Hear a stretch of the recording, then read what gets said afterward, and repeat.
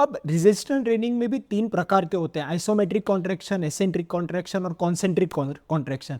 अब मैंने हाल ही में एक यूएसए के डॉक्टर के साथ बातचीत की थी, उसमें हम लोग इस पर डीप डाइव नहीं कर पाए थे।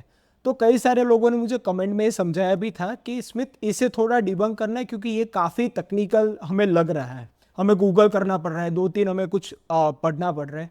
तो मैं आपसे ये समझना चाहूँगा एकदम आसान भाषा में। So the word isometric. Let's first understand. Iso is a Latin word. Iso means same. Metric means measure, length. So if you put that as a line, same length. मतलब आप तनाव में होंगे, आपके स्नायु तनाव में होंगे। मतलब माँ ने एक बच्चे को पकड़ा हुआ है, उनके आर्म के मसल्स तनाव में है क्योंकि वो शरीर, बच्चे के शरीर का वजन झेल रहे हैं। ये एक आइसोमेट्रिक प्रकार का एग्जाम्पल होगा। मतलब आपके जो आर्म के मसल्स जो हैं वो कॉन्ट्रैक्ट तो जरूर हो रहे हैं, सिकुड़ तो जरूर रहे हैं, लेकिन आपको दिख नहीं रहा। It's the same isometric. इसका लेंथ चेंज नहीं हुआ, लेकिन बिना लेंथ चेंज किए या बिना जॉइंट मूव हुए फिर भी muscle is generating force to hold the baby against gravity.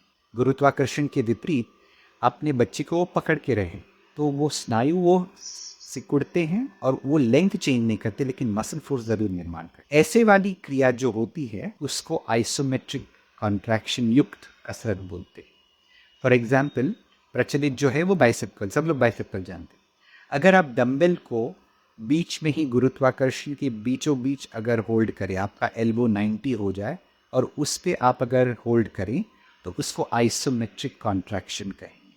I would like to add a simple tip around over here, which again I have been a part of that research and now the research is out saying that अपनी कसरतों में isometric प्रकार की कसरतें ज़रूर करें, क्योंकि अब research ये दर्शाता है कि आइसोमेट्रिक कसरतें करने की वजह से हमारे रेस्टिंग ब्लड प्रेशर्स पे अच्छा खासा प्रभाव पड़ता है और वो हमारे रेस्टिंग ब्लड प्रेशर्स जो भी हाई ब्लड प्रेशर से पीड़ित हैं उनको वो कम करने में मदद करता है। So I would like the audience to take a note of this and make a good inclusion in their exercise. The next part comes is isotonic. Iso means again like I said same, लेकिन tonic मतलब बदलते हुए, dynamic. मतलब यहाँ पे movement तो होती है और जैसे जैसे मूवमेंट होता है आपकी टोनिक कैपेसिटी चेंज होती रहती है। मतलब आपका जो मूवमेंट है वो जो झेलता है, there are two ways about it, concentric and eccentric. Concentric मतलब आप गुरुत्वाकर्षण के प्रति जब भी वजन उठाते हैं और मसल सिकुड़ता है उसको कॉन्सेंट्रिक कहते हैं, मतलब सिकुड़ता है, कॉन्सेंट्रेट हो जाता है। eccentric मतलब आप लोड नीचे लेके जा रहे हो, लेकिन लोड नीचे लेके जाने वक्त मसल फिर भी तनाव पैदा करता है, लेकिन लंबा भी होता है। So these are the two parts of the same muscle doing two different actions while picking up the load and while lowering the load.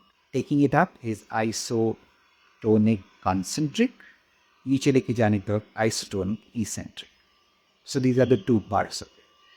हमारे डे टू डे वर्कआउट्स में इन तीनों का समावेश होना बहुत जरूरी। दोस्तों, ये वीडियो अगर आपको वैल्यूएबल लगा तो इसे लाइक कर अपने सारे दोस्तों से इसे शेयर कीजिएगा। इस चैनल को सब्सक्राइब तो आप कर ही लेंगे। चलिए मिलते हैं।